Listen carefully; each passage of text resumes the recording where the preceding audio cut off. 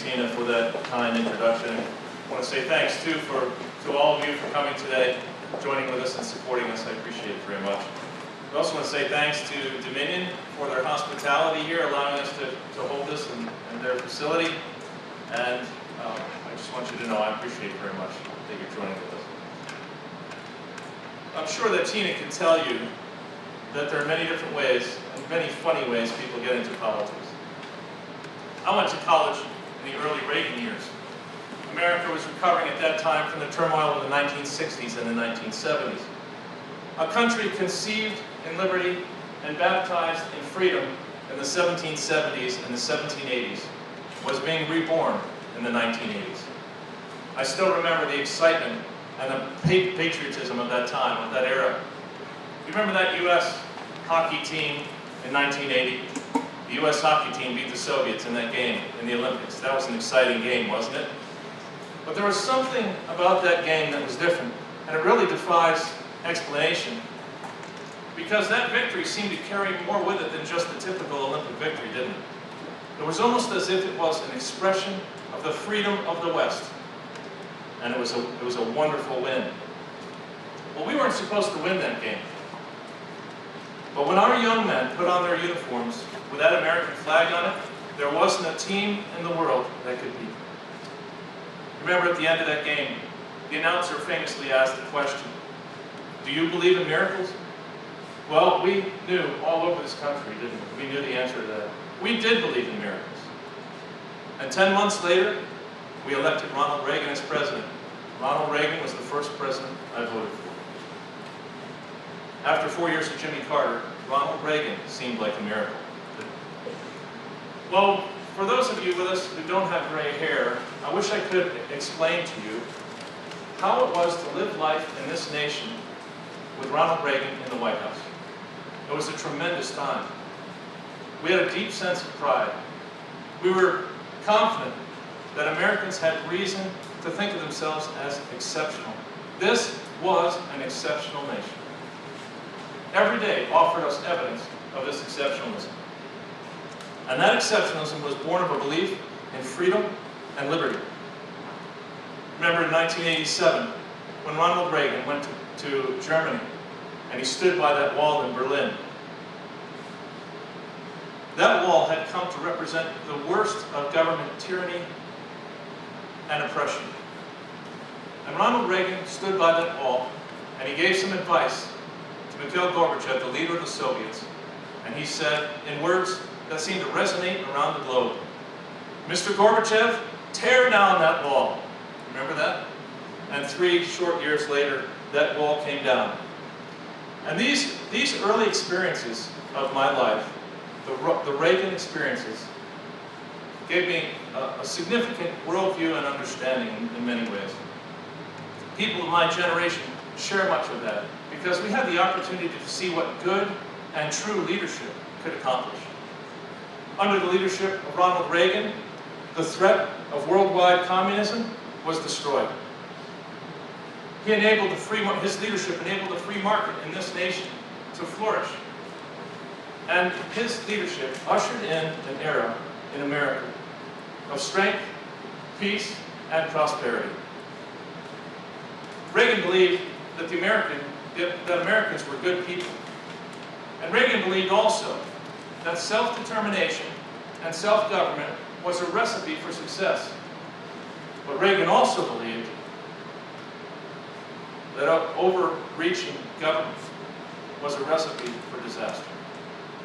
Reagan said this: the government's first duty is to protect the people, not to run their lives. And that's a principle that we need to return to in this nation. Since then, since that period, we've seen a rapid decline in the freedoms of the people in the United States.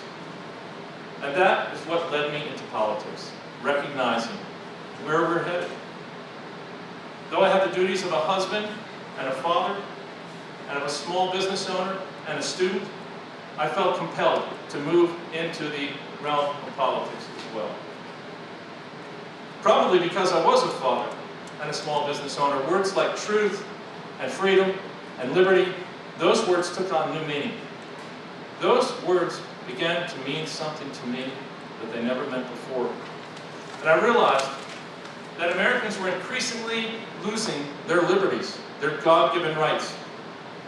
But you see, I believed in the rights of individuals, and I believed in the rights of families, and I believed in the rights of communities, and I believed in the rights of Virginia. And so, in an effort to reestablish those freedoms, I joined the local Republican committee. Didn't really know what else I could do. That was a place to start. After a short time of serving there, I was asked to run for a vice chair position. I served 2 years as vice chair. I was then asked to run for chair. I served 2 years as chairman. And then I was asked again in Augusta County to run for chair, and I became chairman here in Augusta. And I had opportunity throughout that period to work with some very fine people and to accomplish some very good things. But that greater level of involvement gave me a deeper understanding of the true problems that plague all of us in this nation.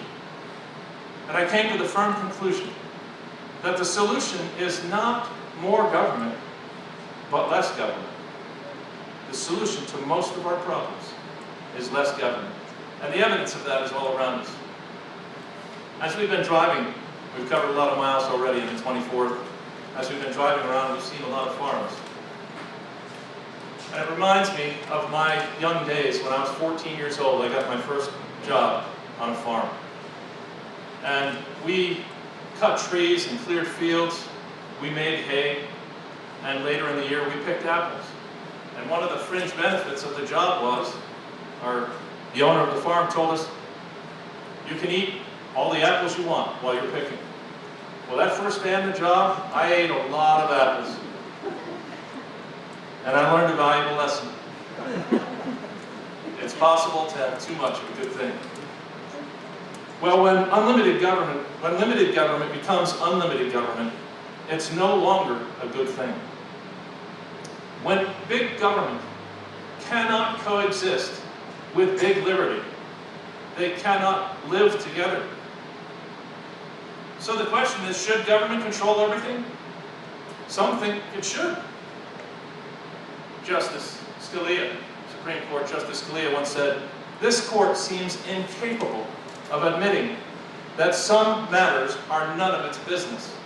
That's frightening. And our history demonstrates that in this nation, doesn't it? You see, the government has usurped the authority to tell farmers how much wheat they can grow on their farms.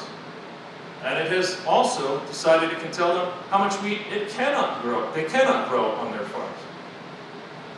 The government has assumed a right to redefine marriage and family, and it prosecutes those who disagree with it. The government believes they can restrict our Second Amendment rights to defend life, family, and property.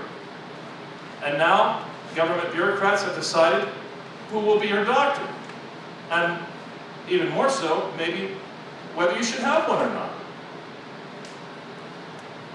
And unfortunately, we have some legislators here in the Commonwealth who are happy to develop that program further through Medicaid expansion.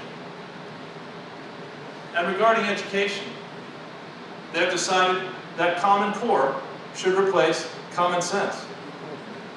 So, we have some serious problems. It is said that government is with us from the cradle to the grave. But we now know that that doesn't even explain it all. Government makes decisions for us before we ever make it to the cradle. And massive taxes are levied against our properties long after we're gone. In the meantime, we suffer under hundreds, thousands, millions of pages of laws. Laws that affect every area of our lives, our persons, our families, and our businesses. And these laws, we are told, are here for our own good. Now, we need only ask the subjects of the TSA's most recent Freedom of Federal Groping Act to determine whether or not this is true. Go to Texas, you'll get the answer. Yet Virginia was founded on the principle that liberty is a great good. Liberty not only should be allowed, but liberty must be embraced.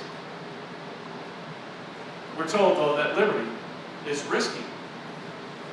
But I agree with fellow Virginian Thomas Jefferson when he wrote, "I prefer dangerous freedom over peaceful slavery." We need to return to this principle. We need to return to the principles of the founders of America. We need to return to the principles of the founders of Virginia. We need to return to the principles that made this a great nation. And this campaign is about making sure that the founders' vision survives. This is a campaign for liberty. So we find ourselves at a crucial juncture in history.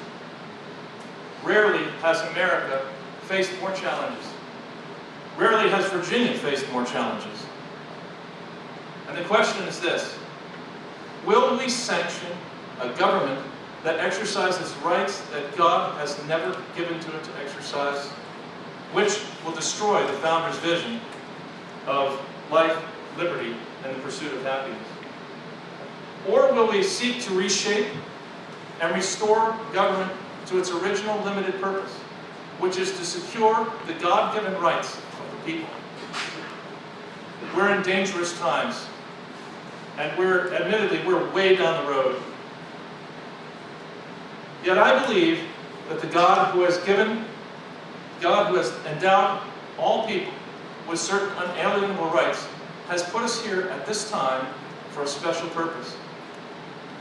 We're told that American exceptionalism is a thing of the past.